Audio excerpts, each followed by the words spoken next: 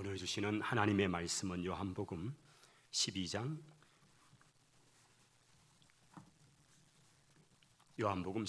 23절로 25절 말씀입니다. 우리 함께 말씀을 읽도록 하죠. 요한복음 12장 23절부터입니다. 예수께서 대답하여 이르시되 인자가 영광을 얻을 때가 왔도다. 내가 진실로 진실로 너희에게 이르노니 한 알의 밀이 땅에 떨어져 죽지 아니하면 한 알 그대로 있고 죽으면 많은 열매를 맺느니라. 자기의 생명을 사랑하는 자는 잃어버릴 것이요 이 세상에서 자기의 생명을 미워하는 자는 영생하도록 보전하리라. 아멘. 할렐루야. 복된 주일 2부 예배에 또 현장에서 또 온라인으로 가정에서 처소에서 예배드리는 우리 모든 성도 여러분들에게 그리스도의 평강이 함께 하시기를 바랍니다. 우리 좌우에 계신 분들에게 좀 이렇게 비록 마스크를 하고 있지만은 좀 눈빛으로 이렇게 좀 사랑을 담아서 좀 표현하십시다. 예배 성공자가 됩시다. 성공합시다. 예, 반갑습니다. 반갑습니다. 우리 예수님의 마음이 참으로 착잡하고 뭔가 아주 결연한 마음을 가지고 계셨습니다. 우리 예수님은 이제 불과 며칠 후에 유월절 어린 양으로 십자가를 지실 때가 가까이 왔습니다. 요한복음 12장 9절부터 11절의 내용을 한번 앞에 가서 보시면 주님을 둘러싼 분위기가 굉장히 살벌한 것을 느낍니다. 우리 예수님께서는 베다니 세 삼남매의 집 마르다 마리아 그리고 나사로의 집을 아마 이전에도 많이 방문하시고 찾으셨던 것 같습니다. 나사로의 죽음 앞에서 우리 주님께서 좀 지체하셨지만은 그가 죽은 지 나흘이 되었을 때에 그 집을 찾아가셨고 그 무덤에서 나사로를 살려내셨습니다. 이 기쁨과 감격 때문에 수많은 사람들이 예수님을 배우기 위해서 그리고 살아난 나사로가 진짜 살아났는지 확인하고자 많은 사람이 모여들었습니다. 12장 9절에는 유대인의 큰 무리가 예수께서 여기 계신 줄을 알고 베다니 동네에 계신 것을 알고 그 예수님을 뵙기 위해서 모였습니다. 그러나 예수님뿐 아니고 살아난 나사로를 보기 위해서 모였다 그렇게 되어 있습니다. 그러니 대제사장들은 가야바와 안나서 이 대제사장들은 더욱더 저 나사로 때문에 또 더 많은 사람들이 예수님을 자꾸 따르고 있다면서 나사로마저 죽이려고 모의를 했다 그렇게 12장 10절은 밝히죠. 그 이유는 나사로 때문에 많은 유대인들이 가서 예수를 믿기 때문이다. 참 이런 상황들이 주님이 너무너무 착잡한 겁니다. 주님이 십자가에 죽으시는 단순한 그 문제보다도 둘러싼 이런 많은 지금 상황들, 도무지 예수님을 믿으려 하지 아니하고 예수님을 오히려 헤아려 하는 그들의 결계를 아시기 때문에 주님께서는 참으로 마음이 아프셨던 것입니다. 이제 12장 12절부터는 우리가 너무나 잘 아는 우리 예수님께서 예루살렘으로 입성하시는 그 장면이 기록되었습니다. 이것은 사복음서 모두에게 기록된 말씀이죠. 마태와 마가와 누가에게는 이 본문은 좀 더 자세하게 소개가 되어 있지만은 요한은 이미 앞에 세 복음서가 그것을 기록했기 때문에 상당히 줄여서 이 내용을 소개하고 있습니다. 우리 예수님께서 베다니 동네에서 아마 나오셔서 바로 가까이에 벳바게가 보이고 거기서 내려가면 이제 예루살렘으로 들어갑니다. 여느 때처럼 우리 예수님께서 베다니에서 주무시고 나면 예루살렘으로 이렇게 걸어서 이렇게 이동을 하셨는데 이날따라 예수님이 좀 뭔가 달랐습니다. 제자들을 시키더니만은 저 벳바게 동네에 가서 묶여있는 어린 나귀를 데려오라고 말씀하시는 겁니다. 예? 나귀가 아니고 어린 나귀요? 그래, 어린 나귀. 그래서 제자들은 누구도 한 번도 사용해보지 않은, 타보지 않았고 짐을 실어보지 않았던 어린 나귀를 끌고 옵니다. 근데 예수님의 모습을 보니까 예수님은 그 나귀를 타실 것 같아요.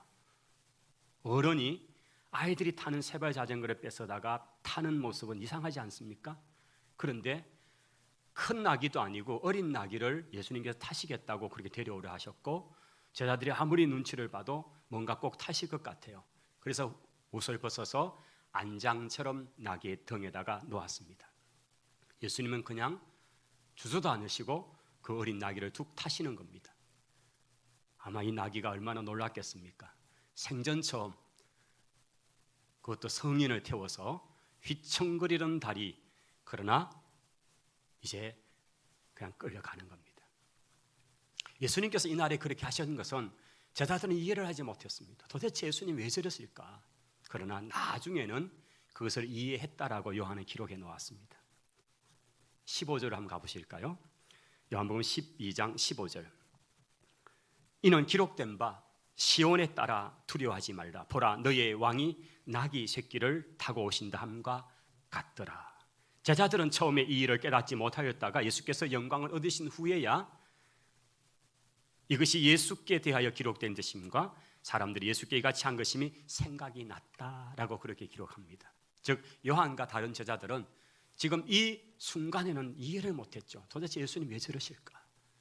그런데 나중에서야 우리 예수님의 영광을 얻으신 후에라면 아마 무덤에서 부활하시고 난 뒤, 아니면 부활 성천하셔서 하늘 올라가시고 난 뒤, 사도행전 2장에 성령이 임하셔서 그들 가운데 깨닫게 하시는 그 뒤, 어쨌든 이런 영광을 얻으신 뒤에야 제자들은 비로소 이것이 그냥 일이 아니었구나, 스가랴 선지자를 통해 하셨던 그 말씀 9장 9절에 나왔던 그 말씀을 성취하고자 주님께서 이 퍼포먼스까지도 아주 치밀하게 계획을 하셨구나라는 것을 그들은 알았다는 것입니다. 자, 그렇게 우리 예수님께서 나귀를 타고 예루살렘을 입성할 때 수많은 사람들이 환영을 하고 호산나라고 그렇게 부르면서 호샤나, 우리를 이제 구원하소서, 수많은 사람들이 종려가지를 들고 그렇게 주님을 맞는 장면은 요한에게서는 생략이 되어버립니다. 왜냐하면 이것은 이미 마태와 마가와 누가를 통해서 자세하게 소개가 되었기 때문일 겁니다. 요한은 또 다른 관점으로 이 사건을 보고자 했던 거죠. 이제 곧장 20절로 본문이 이어집니다. 그런데 다른 복음서에 나타나 있지 않는 한 이야기를 통해서 요한은 이 사건에 대한 보다 큰 의미를 지금 기록으로 남긴 거죠. 자, 20절로 보시면 명절에 예배하러 올라온 사람들 중에 헬라 사람들이 몇 사람이 있었고, 이 헬라 사람들이 예수님을 배웁고자 빌립이라는 베세다 사람을 만났다는 얘기로 나옵니다. 여러분, 여기 헬라 사람은 누군가요? 헬라 사람은 지금으로 말하면 그리스 사람이에요. 그리스 사람들. 그리스는 북쪽과 남쪽 지방이 사실은 민족이 좀 다릅니다. 북쪽 사람들은 마게도냐 사람이라 그렇게 읽었고요, 그곳은 산악지대요, 아주 사람들이 용맹한 사람들이었습니다. 그게 대표적인 사람이 빌립이고 그의 아들 알렉산더, 우리가 대왕이라고 부르는 그 알렉산더, 세계를 통일했던 바로 그 헬라 제국을 만들었던 알렉산더는 마게도냐 북쪽 지방 사람이죠. 근데 그 남쪽 지방은 사람들이 좀 유순하고 음악을 좋아하고 철학을 논하고 예술을 좋아하는 사람들, 그 사람들을 헬라인이다라고 불렀던 것입니다. 근데 그 그리스의 남부 쪽에 있는 헬라 지방의 사람들이 지중해 바다를 건너서 예루살렘 이 유월절 명절을 불과 앞에 두고 그들이 왔다는 것입니다. 그리고 그들은 헬라어로 이름을 지어져 있는 빌립이라는 그 제자, 베세다 출신의 사람이지만은 빌립이라는 이름을 갖고 있는 그 제자를 찾아서 자기 언어인 헬라어를 가지고 얘기를 하면서 예수님을 좀 배우고 싶다, 우리는 소문을 듣고 왔다는 거죠. 그리고 이 빌립은 그의 같은 고향 베세다 출신인 안드레에게 그 얘기를 하고, 빌립과 안드레는 예수님께 찾아가서 예수님 좀 시간 좀 내주셔야겠습니다. 지금 저 먼 그리스에서 헬라에서 사람들이 예수님 뵙고자 이렇게 왔습니다라고 그렇게 말을 하는 거죠.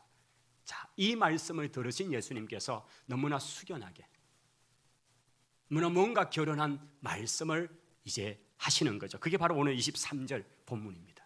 다시 한번 23절을 읽어보도록 하겠습니다. 예수께서 대답하여 이르시되 인자가 영광을 얻을 때가 왔도다. 여러분, 저 외국 사람이 주님 뵙고자 하는데요 라고 했는데 예수님께서 하시는 대답은 보라, 인자가 영광을 얻을 때가 왔도다 라고 대답을 하고 계신 겁니다. 우리 예수님의 대답 여기에는 때라는 단어가 있습니다. 때. 인자가 영광을 얻을 때가 왔다. 우리가 잘 아는 요한복음 2장에서 우리 예수님의 첫 번째 이적의 사건은 갈릴리 가나 혼인잔치집이었다는 것을 요한은 기록했습니다. 우리가 그 1장 앞으로 다시 돌아오면 우리 예수님께서 나사렛에서부터 공생의 사역을 위해서 세례 요한의 세례터가 있는 베레아 지방 요단강가로 오십니다. 그리고 세례를 받으시죠.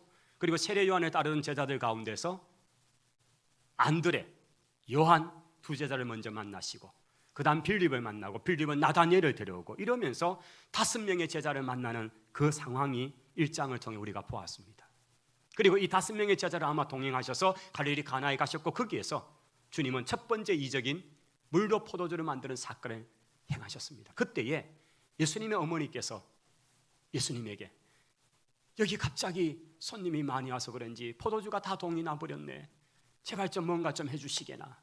그때에 예수님의 대답이 있었죠. 요한복음 2장 4절에 내 때가 아직 이르지 아니하였나이다. 우리 주님께서 내 때가 이르지 않았다는 말씀을 남깁니다. 7장으로 가면 예루살렘 성전에서 말씀을 가르칠 때 많은 사람들이 뿔이 났습니다.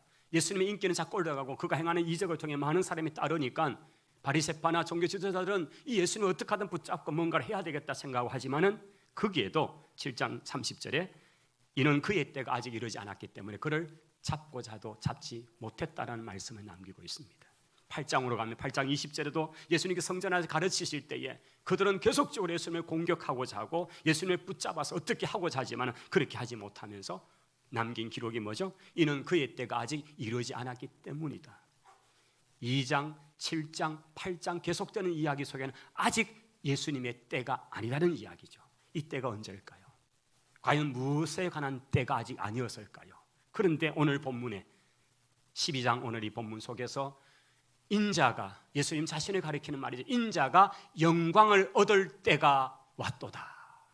주님은 당신이 온 인류의 죄를 지고 십자가에 죽으실 그날이 가까이 왔다는 사실을 당신은 이제 직감하신 거죠.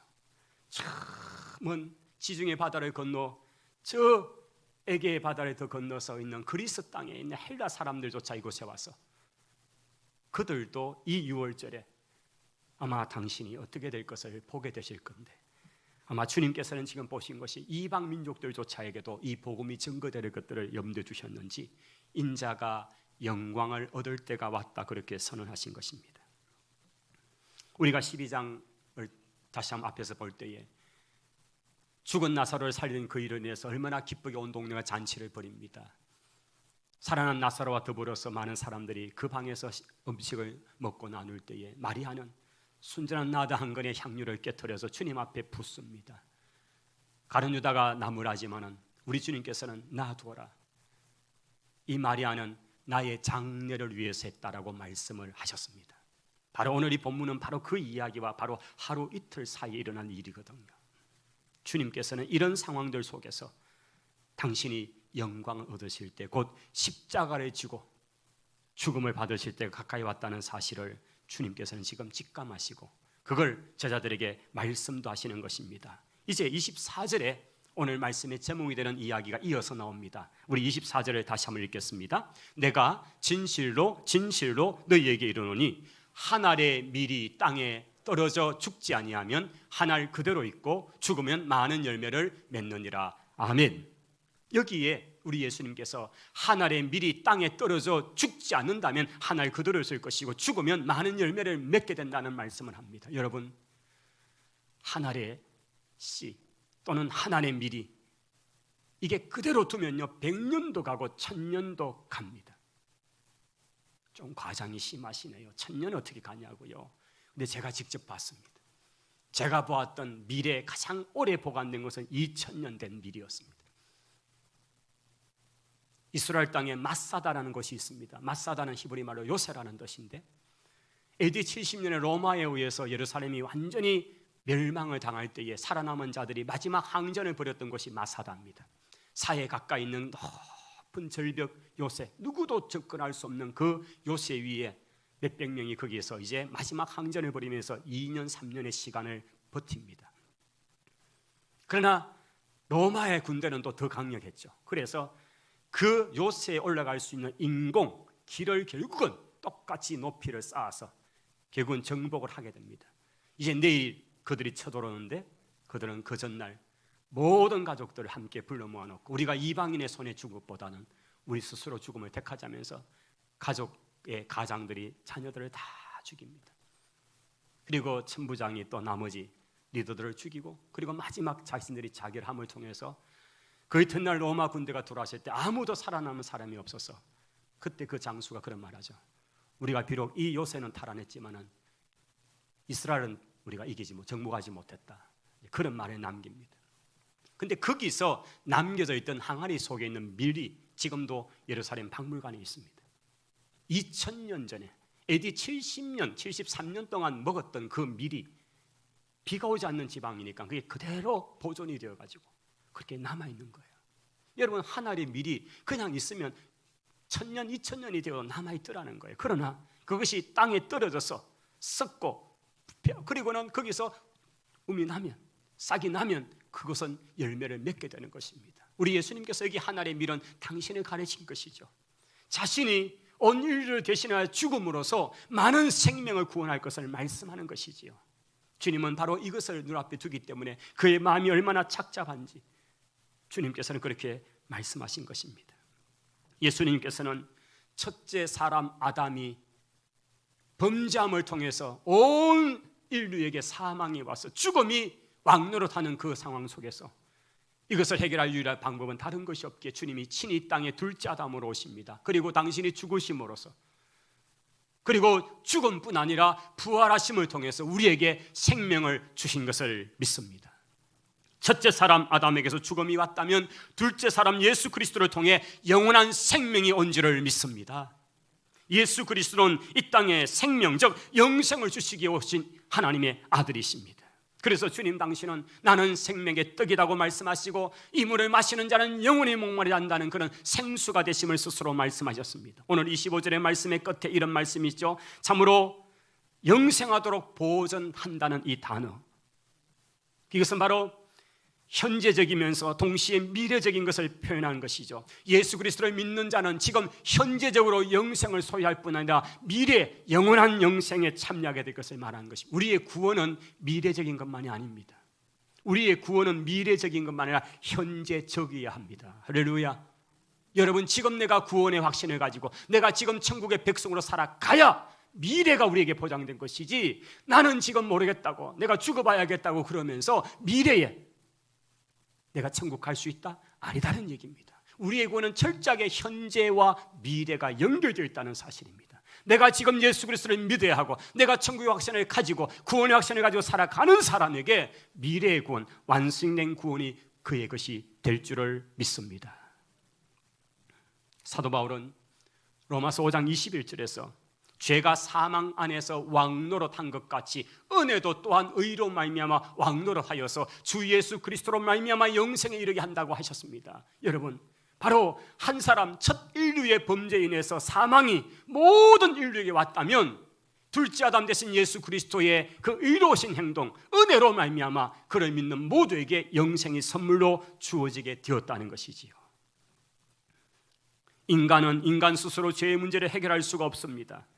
그 죄가 온 인류를 지배하고 다스리고 죄와 사망의 상태에 우리는 머물게 된 것입니다. 그러나 예수 그리스도 안에서 죄의 문제는 해결받고 죽음과 사망을 이긴 생명, 즉 영생을 선물로 받게 된 이것이 바로 기독교의 복음의 내용인 것입니다.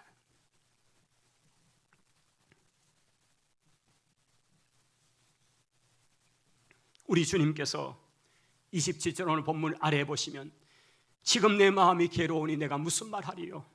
주님은 그렇게 괴로움을 표현하십니다. 조금 더 보실까요? 27절입니다. 지금 내 마음이 괴로우니 무슨 말하리요? 아버지여, 나를 구원하여 이때를 면하게 해주십시오. 그러나 내가 이를 위하여 이때에 왔나이다. 아버지여, 아버지의 이름을 영광스럽게 하옵소서. 여러분, 이 이야기는, 이 주님의 이 말씀은 겟세마네 동산에서의 바로 그 기도와 너무나 같지 않습니까? 아버지여, 할 수만 있으시다면 이 잔이 좀 제게서 지나가면 되지 않겠습니까? 제가 이 고난의 잔, 십자가의 죽음에 이것을 좀 피할 수 없겠습니까? 그러나 내 뜻대로 마시고 아버지의 뜻대로 되기를 원하나이다. 할렐루야. 우리 주님이 그렇게 부르짖는 기도와 똑같은 모습이 나타나죠. 이것은 100% 완전한 인간 예수님의 모습이잖아요. 주님도 세상 모든 죄를 지고 인류의 저주를 다 담당하시는 그 죽음이 주님께서 너무 고통스러운 거예요. 우리 주님은 그냥 한 사람의 죽음의 얘기가 아니잖아요. 모든 인류가 져야 될 그 저주, 받아야 될 그 저주를 주님이 오롯이 다 감당하신 거죠.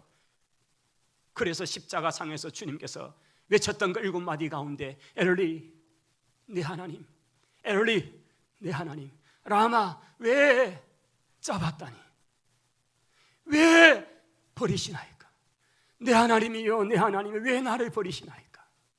그날 주님께서 십자가상에서 자신이 모든 인류의 죄를 뒤집어쓰고 저주 아래 있어서 하나님 아버지마저도 자신의 얼굴을 돌리시고 그냥 저주의 죽음으로 가게 만들으시는 걸 보면서 내 하나님이여, 내 하나님 어찌하여 나를 버리시나이까? 그가 그렇게 절규할 수밖에 없었던 것입니다. 이만큼 죄의 무게는, 사망의 무서움은 그렇게 컸던 것입니다. 주님께서 오늘 내 마음이 너무너무 괴롭다고, 아버지여 나를 구원해 이때를 면하게 좀 해주십시오. 그렇지만은 제가 이때를 위해서 왔으니까 아버지만이 영광을 받으시기를 원합니다. 그렇게 그가 고백하는 것입니다. 하나님 아버지도 거기에 응답을 하셨죠. 하늘에서 소리가 납니다. 내가 이미 영광스럽게 하였고 또다시 영광스럽게 하리라. 성부 하나님과 성자 예수님 사이에 오가는 이 엄청난 대화가 무리들에게는 천둥 소리로 들렸을 뿐이다라고 그렇게 성경은 기록하고 있습니다.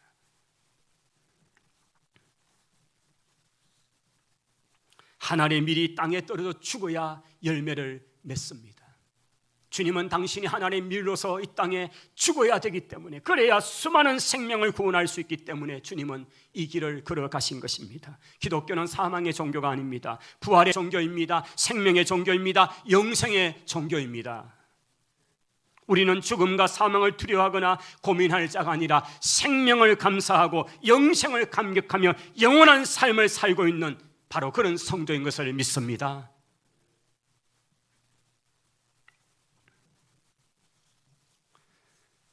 사도행전 8장을 보면 스데반의 순교 이후에 일어난 일들에 관해서 누가는 세밀하게 기록을 남겨놓았습니다. 우리가 잘 아는 것처럼 초대교회 7분의 집사님 가운데 가장 리더격이었던 스데반 집사님이 복음을 전하면서 결국은 순교를 당합니다. 자, 그 순교는 엄청난 핍박이 이제 뒤따라오는 신호탄이 되었습니다. 사도행전 8장 1절에 가면 그날에 예루살렘에 있는 교회에 큰 박해가 나서 사도 외에는 다 뿔뿔이 도망을 칠 수밖에 없었다고 기록합니다. 얼마나 큰 핍박이 왔기에 사도 외에는 다 도망을 쳐야 했습니다. 피신을 한 거죠. 그 피신한 사람들 가운데 빌립이 4절 이하에 보시면 사마리아 성으로 들어갑니다.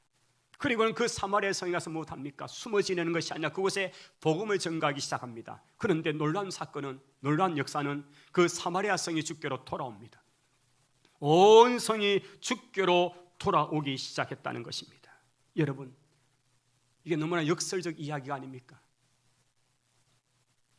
유대교는, 종교 지도자들은 기독교도들을 다 죽이고 말살하고 그렇게 추방하고 쫓아냄을 통해서 이제는 더 이상 기독교가 발을 뻗치지 못하고 살아나지 못할 줄 알았는데, 그런데 흩어진 그들은 오히려 또 사마리아 성을 주께로 돌아오게 만드는 그런 역사를 나타낸 거죠. 하나님이 역전의 명수이십니다. 하나님의 섭리인 거죠. 9장으로 가보면 한 청년의 이름이 등장합니다. 그는 사울입니다. 이 사울은 히브리 이름이죠. 사울은 그는 바리새파 사람 출신이요, 히브리인 중에 히브리인이요, 그는 특별히 예루살렘에 유학을 와서 가마리엘이라는 최고의 랍비 밑에서 배웠던 사람입니다. 그는 태어날 때부터 그는 로마 시민권자였고요. 근데 굉장히 청년 지도급에 있는 이 청년은 유대교의 열심을 가지고 그들 가운데 생겨난 이단 나사렛 땅 교도들을 어떻게 하든 이 세상에서 없애는 것이 하나님의 의를 이루는 줄 알고 그 열심을 가지고 살았던 사람입니다. 그는 로마 시민권자이기 때문에 또 다른 헬라식 이름은 바로 바울이었습니다. 히브리식 이름 사울, 헬라식 이름 바울. 그는 그렇게 그 젊음의 시대를 불태우면서 특별히 스데반의 순교 현장에서 사람들이 그의 옷을 벗겨다가 이 청년 사울 앞에 던져놓았습니다. 그것은 그 종교재판의 리더가 된다는 이야기죠. 그렇게 해서 어떤 사연을 통해서 그냥 돌을 던져서 스데반을 죽여버립니다. 그런데 놀라운 이야기는 이 사도행전 9장 이하에 보시면 그것을 주도했던 이 사울이 제사장의 공문서를 가지고 저 먼 몇백 킬로나 떨어진 다마스커스까지 예수 믿는 사람이 있다는 소식을 듣고 잡아오기 위해서 출발을 합니다. 그리고 그 다마스크에 가까이 이르렀을 때에 찬란히 비치는 어떤 빛에 의해서 그는 그냥 꼬꾸라집니다. 눈이 보이지 않습니다. 음성이 들립니다. 사울아, 사울아, 누구십니까? 나는 네가 핍박하는 예수다. 그는 깜짝 놀랍니다. 아니, 예수는 가공이고 그는 분명히 죽었는데 제자들이 시체를 훔쳐다가 살았다고 거짓하고 그 가르침은 가짜인데 어떻게 그가 지금 살아있는지, 하늘 보좌 우편에서 서서 계시는지 도대체 이해가 안 되는 겁니다. 그는 그 길로 회심의 시간을 갖기 시작합니다. 여러분, 그렇게 완악했던 청년 사울의 변화 이야기, 바로 이 하나님의 스데반의 순교 이후에 일어났던 놀라운 파급의 이야기가 아닙니까?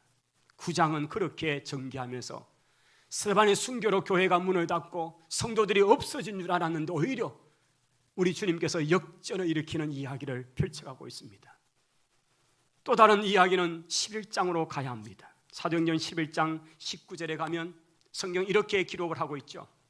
그때에 스데반의 일로 일어난 환란으로 말미암아 흩어진 자들이 베니게와 구브로와 안디옥까지 이르러서 유대인들에게 말씀을 전하고 있는 일을 하고 있더라 하는 것입니다.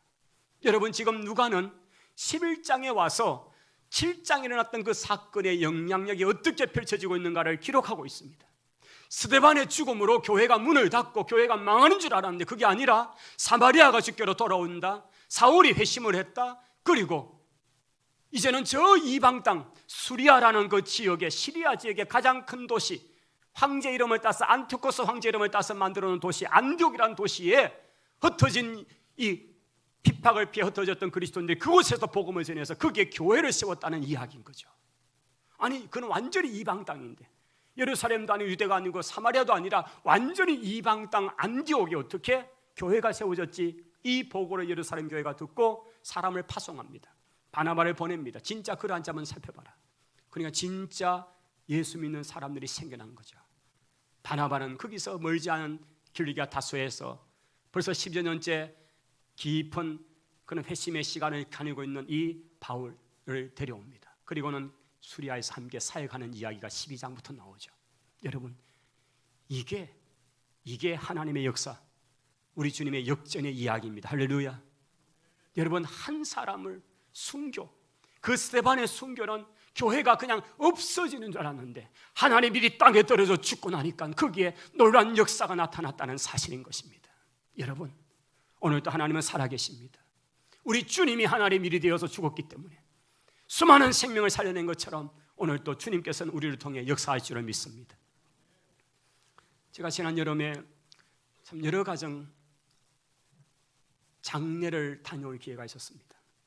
참 슬픔을 만난 가정들을 만나고 또 위로하고 하는 가운데 제가 그때 우리 한 집사님과 나누었던 그 장례 자리에서 이야기, 그때 제가 이 요한복음 12장 이 본문을 할 때 내가 꼭 한번 얘기를 해야 되겠다고 해서 이제 오늘 제가 좀 언급을 하는데요.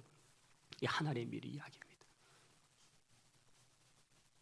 그날 그 예배를 드리고 위로 예배를 하고 그리고 제 얘기를 나누는 중에 그 얘기를 하더라고요. 예수님 믿지 않은 가정에 시집을 와서 그 시집을 오게 될 때 마음들이 어떨까요? 그런데 하나님이 그 마음이 주셨던 마음이 하나의 비리였습니다. 네가 그 집에 가서 하나의 밀이 되어라.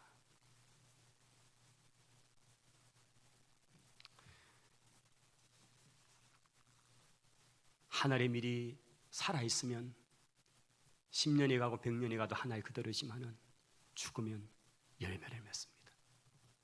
그 결과 남편이 주께로 돌아오고 자녀들이 다 예수님 믿고 그리고 그 시가댁에 복음이 점점점 확장되는 이야기. 집사님의 이야기뿐 아니라 저희 가정도 그랬거든요. 저희 집안도 정말 저희 어머니 하나의 미랄이 어떻게 사촌들 육촌들 예수 믿는 사람들이 많아지는 걸 보면서 하나의 미래의 역사를 저는 분명히 확신합니다. 오늘 우리 예배 가운데 함께하는 성도 여러분들도 어쩌면 여러분 한 사람이 하나의 미래 되어서 그 가정에 들어오고 또는 그 공동체에 들어가고 그 직장에 들어가고 그 일터에 들어가셔서 여러분이 예수 믿는 것 때문에 때로는 죽어야 되고 쓰가 되고 속이 문드러져야 될 때가 있지만 여러분이 인해서 가정이 살아나게 될 것입니다. 직장이 살아나게 될 것입니다. 주변이 많은 생명의 역사가 일어날 줄을 믿습니다. 지난번에 우리가 영상을 보였기 때문에 제가 오늘은 영상으로 하지 않습니다만은 우리 최초의 선교사님 언더우드 선교사님의 기도문, 그가 자기 본국으로 편지를 보낼 때, 선교 보고를 보낼 때 너무 답답하니까 아무리 복음을 전해도 들으려 하지 않는 이 조선 민족을 바라보면서 주님, 지금 아무것도 보이지 않습니다. 도대체 메마르고 가난한 이 땅, 나무 한 그루 제대로 보이지 않는 완전히 벌거숭이 산들이 있는 이 땅에서 하나님, 이곳으로 하나님 우리를 그냥 훌쩍 옮겨주셨습니다. 어떻게 태평양 건넜는지 모르겠습니다. 이렇게 우리 눈에 보이는 것은 고집스러운 사람들의 얼굴이고 도대체 자기들이 고통 가운데 있는지 사망 가운데 있는지 몰라보는 이 사람들입니다. 도대체 주님, 이들에게 언제 복음이 전개되고 어떻게 언제쯤 이 땅에 교회가 세워지고 어떻게 학교가 세워질지 너무 깜깜합니다. 이게 언더우드 선교사님의 기도 내용이었습니다. 그러나 그 뒤로 하나님은 어떻게 역사하는지 우리가 잘 알지 않습니까? 하늘의 밀이 땅에 떨어져 죽으면 많은 열매를 맺습니다. 오늘 저와 여러분 한 사람 한 사람이 하늘의 밀이 되어서 여러분의 그 자리에서 죽음으로써 내가 소멸되는 게 아니고 내가 멸절되는 게 아니라 죽으니까 살아나는 기적의 역사들이 분명히 목격될 줄을 믿습니다. 그러므로 살아내시는, 살려내시는 여러분이 되시기를 축원합니다. 기도하겠습니다. 하나님 감사합니다. 오늘 저희들이 주님께서 우리를 구원하시고자 죽는 하늘의 미래의 모습으로 우리 가운데 오셨습니다. 그러기에 주님 닮은 저희들 되어 우리도 죽어가는 하늘의 미랄 되어 많은 사람을 살리는 그런 역전의 이야기가 오늘 우리를 통해 나타나게 해 주옵소서. 예수님 이름으로 기도하옵나이다. 아멘. 우리 찬송 부르시면서 예물